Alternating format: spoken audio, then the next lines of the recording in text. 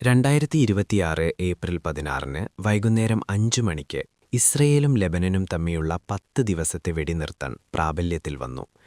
ഇത് ഒരു സാധാരണ സൈനിക ഇടവേള മാത്രമല്ല, മറിച്ച് കൂടുതൽ വലിയ നയതന്ത്ര സാധ്യതകളിലേക്കുള്ള വാതിൽ തുറക്കുന്നതായി ലോകം കാണുന്നു. പ്രത്യേകിച്ച് ഇറാൻ ആണവ പദ്ധതി, ഫെബ്രുവരി അവസാനം ആരംഭിച്ച വിശാലമായ മേഖലായുദ്ധം, അതിർത്തി സുരക്ഷാ തർക്കങ്ങൾ തുടങ്ങിയ വിഷയങ്ങളിൽ ഈ കരാർ വലിയ സ്വാധീനം ചെലുത്താനിടയുണ്ട്. മാസങ്ങളായി നീണ്ടുനിന്ന റോക്കറ്റ് ആക്രമണങ്ങളും വ്യോമാക്രമണങ്ങളും അതിർത്തി ഏറ്റുമുട്ടലുകളും ആയിരക്കണക്കിന് ആളുകളുടെ ജീവൻ കവർന്നു. ലക്ഷക്കണക്കിന് പേർ വീടുവിട്ടോടി. ആ സാഹചര്യത്തിലാണ് ഇപ്പോഴത്തെ ഈ താൽക്കാലിക നിശബ്ദത എത്തുന്നത്. തോക്കുകൾ മിണ്ടാതിരിക്കാം, പക്ഷേ യഥാർത്ഥ പരീക്ഷണം ഇനി നയതന്ത്ര മേശകളിലാണ്. ഈ കരാറിനു പിന്നിൽ ശക്തമായ അമേരിക്കൻ ഇടപെടലാണ് നിർണായകമായത്. ഡൊണാൾഡ് ട്രംപ് നയിച്ച അടിയന്തര ചർച്ചകളുടെ ശേഷമാണ് കരാർ അന്തിമമായത്. വൈറ്റ് ഹൗസ് നൽകിയ വിവരമനുസരിച്ച് ട്രംപ് നേരിട്ട് ജോസഫ് ഔണുമായി സംസാരിച്ചു. കൂടാതെ ബെഞ്ചമിൻ നെതന്യാഹുവുമായി 2 തവണ കൂടിക്കാഴ്ചയും ഫോൺ സംഭാഷണവും നടത്തി. ചർച്ചകൾ നടക്കുമ്പോഴും തെക്കൻ ലെബനനിൽ പോരാട്ടം തുടരുകയായിരുന്നു.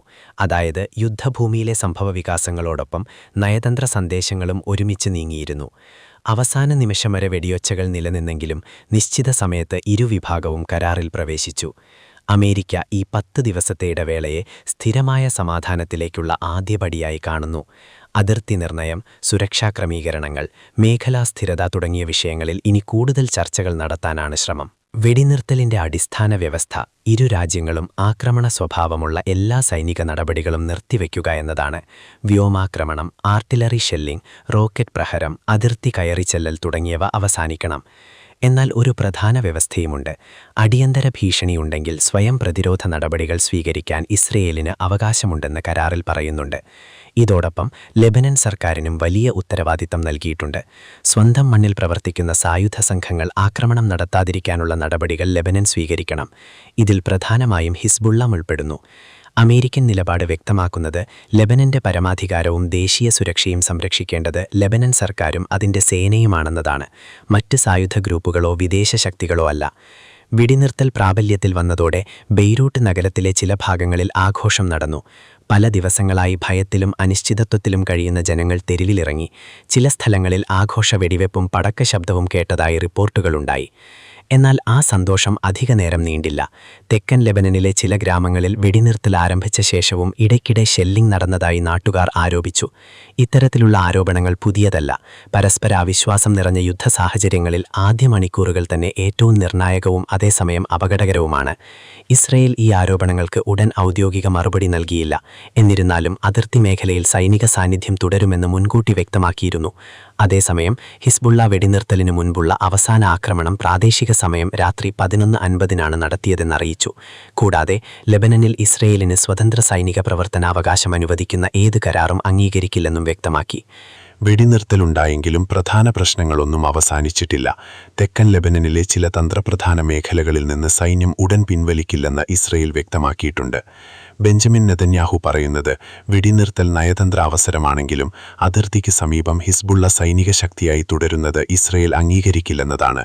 ലിറ്റാനി നദി വരെയുള്ള പ്രദേശങ്ങളിൽ സുരക്ഷാ മേഖലയായി നിയന്ത്രണം നിലനിർത്താൻ ആഗ്രഹമുണ്ടെന്ന സൂചനയും ഇസ്രയേൽ നൽകിയിട്ടുണ്ട്.